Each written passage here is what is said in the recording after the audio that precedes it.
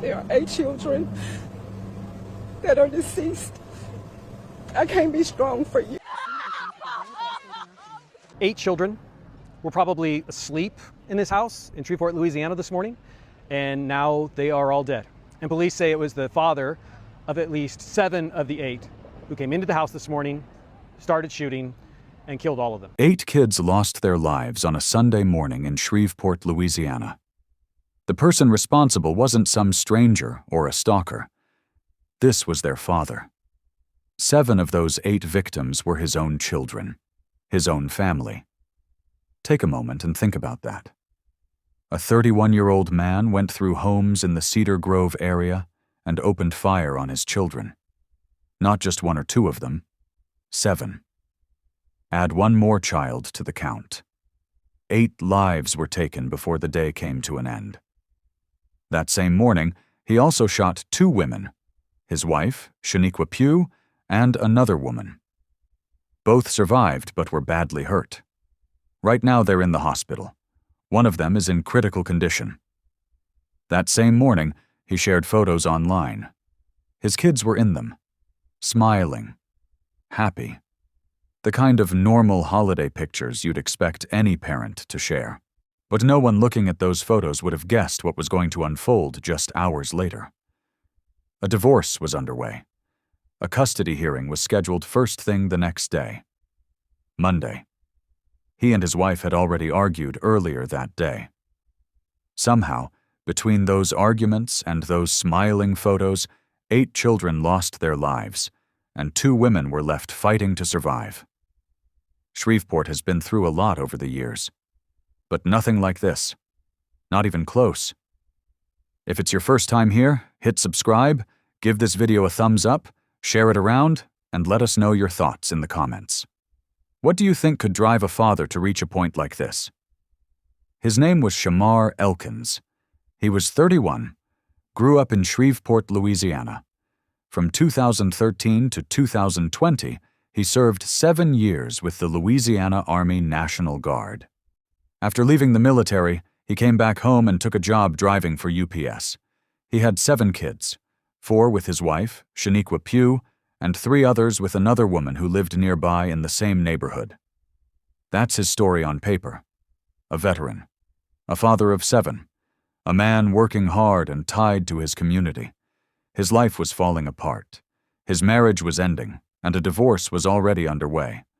A custody fight was brewing, with a court hearing scheduled for the very next morning. His kids were split between 2 homes. His family had been watching him spiral for weeks before April 19th. The signs were obvious. They weren't subtle. He told the people closest to him how bad things were. Still, nothing stopped what came next. When April 19th rolled around, Shamar Elkins was no longer a man holding it all together. But he told everyone openly, and that he wasn't doing well. The people around him listened. They noticed. Over the weeks before that Sunday, they saw him start to change. But even so, no one could have imagined it would result in 8 children dead in Cedar Grove and 2 women fighting for their lives in the hospital. Now, let's unpack what was happening. Elkins and his wife, Shaniqua Pugh, had reached the end of the line. Their marriage had ended, at least. They were going through a divorce, and a fight over custody of their 4 kids had started brewing. That sort of thing happens to countless people every year without spiraling into something more. But for Elkins, this divorce wasn't just a legal matter. It felt personal, and it was tearing him apart. His family said he wasn't handling it well. Not at all. But when the breakup became official, when the fights began, and it hit him that he was losing his home, his brother-in-law, Troy Brown, said he looked like someone who, quote, acted like he was losing his mind. And this wasn't after weeks of fighting or drawn-out debates. It happened right after the first big argument about the split. That shows just how shaken he was from the very start. Things didn't improve. The fights kept happening. The court hearing had already been set for Monday, April 20th, the day after the shooting. Less than a day before a judge would decide the future of those 4 kids, their custody, and his place in their lives, A few weeks before April 19th, Shamar Elkins picked up the phone to call his mom and stepdad. What he shared with them during that call was clear and direct. What he told them, his mind was overwhelmed, stuck in thoughts he couldn't escape. He spoke about wanting to end his life, saying he didn't want to be here anymore. He even looked his stepdad directly in the eye and said these exact words: "Some people don't come back from their demons." He said those words to his own family, out loud. This isn't just someone having a bad day or blowing off steam. It's not just a passing remark either. It's a man opening up to the people area. closest to him Officers say that they were about able being to in chase deep him trouble. into nearby Bossier It's a cry Parish, for where the help that pursuit needed ended action and right police away. fatally shot Whether him. that meant Authorities bringing in a believe that he professional, acted alone. stepping In in, total, 10 or people were doing said to something. have been shot. 8 And it children didn't were end killed, there. while 2 He adult wasn't women keeping it survived private. despite serious head He wrote injuries. about it on social Another media, child was sharing said to have posts been about his injured after struggles with jumping from a depression. roof while trying to escape Once, gunfire. if he even but that asked child other is men if they expected to be regretted who they okay. chose to have kids with. That's not someone hiding their pain. That's a man putting it all out in the open. He made his struggle visible to anyone who cared to look. So he was making private calls to his family and posting on social media. Everyone in his life, even those just barely connected to him, could see what was happening in his mind. This wasn't a secret. It wasn't something that came to light later. And then there's the part that's hard to wrap your head around. Just hours before the shooting, Elkins was sharing photos of his Easter weekend, pictures of his kids, snapshots from church, family moments. They seemed so ordinary. Nothing stood out. Nothing to make anyone pause or feel concerned. He uploaded those pictures, and within hours, those kids had lost their lives. And the 2 women he shot were left in the hospital clinging to life. The space between those happy photos and what came next shows just how far he had already slipped. A person thinking straight, someone holding on to reality and understanding the weight of actions, doesn't post family pictures hours before doing something like that.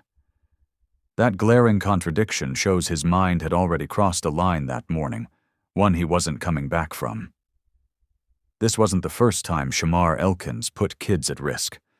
Back in 2019, years before what happened in Cedar Grove, authorities arrested him for shooting near a high school. Kids were nearby. He admitted guilt to using a gun, but instead of jail time, he got probation. No prison. No real consequences.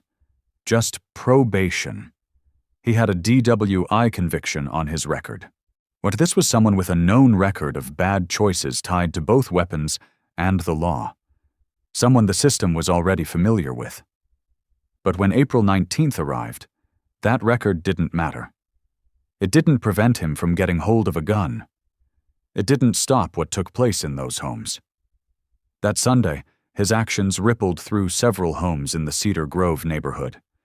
He moved from one house to another. These were homes he had connections to, places where his kids lived, 7 of his own children, 1 more child beyond them, 8 in total. This wasn't random. Every place he visited had some meaning for him. Every door he stepped through was one he had already stepped through before. After the shooting, Elkins fled. He hijacked a car and left Shreveport, making it as far as Bossier City before law enforcement caught up to him. But in the confrontation that followed, officers shot and killed him. He never faced a judge. He never stood accountable for the 8 children or the 2 women who were left struggling to survive. The custody hearing scheduled for Monday morning Children never ranging in happened. age from 1 to There was 14 nothing were left killed to early settle. this morning in Shreveport, Cedar Grove Louisiana. will remember Police this said Sunday the violence for years erupted to around come. 6 o'clock in the morning in Shreveport the will Cedar remember Grove it too. area when a gunman Those began kids, firing all along of West them, 79th deserved Street so near much more Linwood than what they Avenue. got from the one Investigators with the person who should Shreveport have been Police their Department greatest reported that the protector. attack spanned across several The 2 different women who locations, survived with 3 must main now scenes begin their identified: own 2 long homes on journey West to heal. 79th Street and another nearby If this residence story on hit Harrison close to Street. home, Officials don't also forget said to some of the subscribe, victims were members like, of the share, suspect's own and tell us family, your his thoughts own in the children. The comments. police spokesperson explained that These the children should situation be escalated remembered as further more after the than just gunman, who was numbers. identified as Shamar Drop Elkins, your stole a thoughts in the vehicle and comments attempted to below. flee.